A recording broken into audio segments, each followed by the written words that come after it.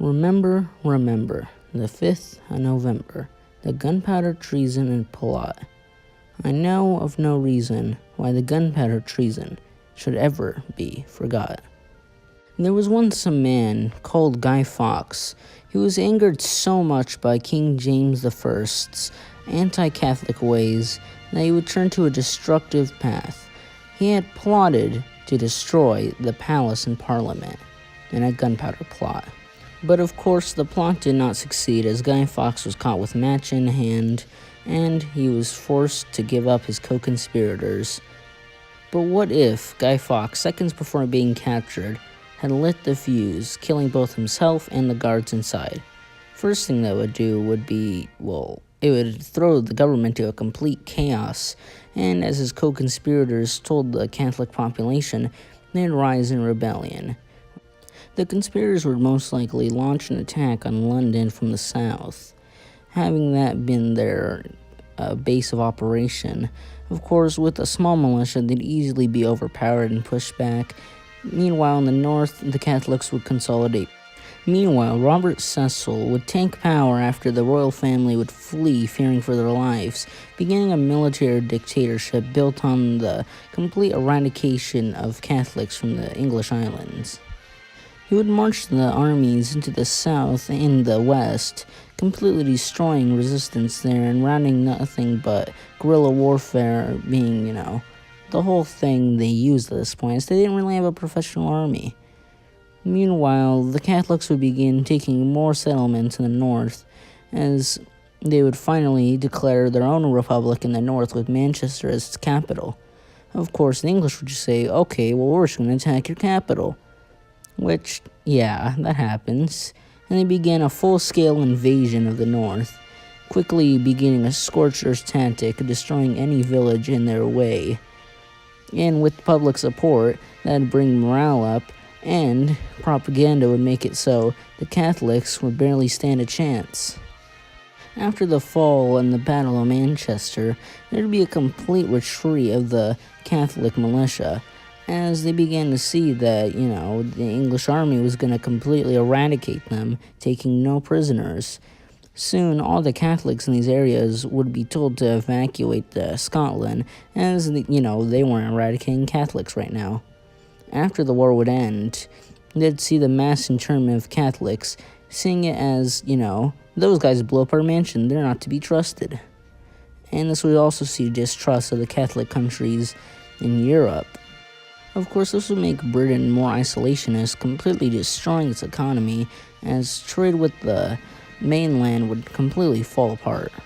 This would also be bad for England whenever they decide, hey, let's get some colonies, but of course they didn't really have enough money to finance the entire coastline, losing it to Spain most likely. Of course, England wouldn't join in a union with Scotland in our timeline, fearing that the Catholic population there would rise up again. Instead, they invaded Hanover, southern Protestant parts of Ireland, and take Wales, and that was predominantly Catholic. Why would they do this? Obvious, they're just gonna, throw them in the colonies. Catholics would work as basically slaves along with the Africans, and that is until an early American Revolution would happen, where it's like a Haiti Revolution, where both the Catholics and Africans rise up against their masters, causing a new, smaller America to rise. Of course, Scotland would still see its own problems, as not only did it have to deal with an unstable English population, it had to deal with, England yelling at them every 5 seconds to telling them stop being Catholic. Of course, their economy would begin to go down as they wouldn't make a union with Britain in our timeline, but instead it'd look to his other pal, its Catholic pal, Ireland, and say, hey man, please, want to make a union with me? Please, I'm gonna die. To which Ireland would say yes, creating the Scottish-Irish Union. Meanwhile, England would begin to make an alliance with Prussia for mostly trade and maybe military. Meanwhile, around this time, England would just get the good idea of just saying, hey, get out the island, Catholics, to which they respond no. To which England would think about the reasonable thing to just give up that whole plan, and nope, they went to war. Of course, this would strike a whole problem in Europe, as England didn't just know what they had done. They just struck a religious war. the Protestants against the Catholics, making a whole entire strike on Edinburgh. That would provoke the Catholic powers, Spain, France, and Austria, to decide to join up against England and finally, stop them in their tracks. To which Prussia would feel obligated to join England's alliance and all that blah blah blah. They really just wanted to attack Austria for their land. And of course, since I love cliffhangers, I'm going to end it off there. Like if you want to see part 2, comment if you want to see part 2, comment any scenario idea you might want me to do, and I'll add it to my list. And along with that, subscribe if you like my content, and I'll see you guys next time. Bye.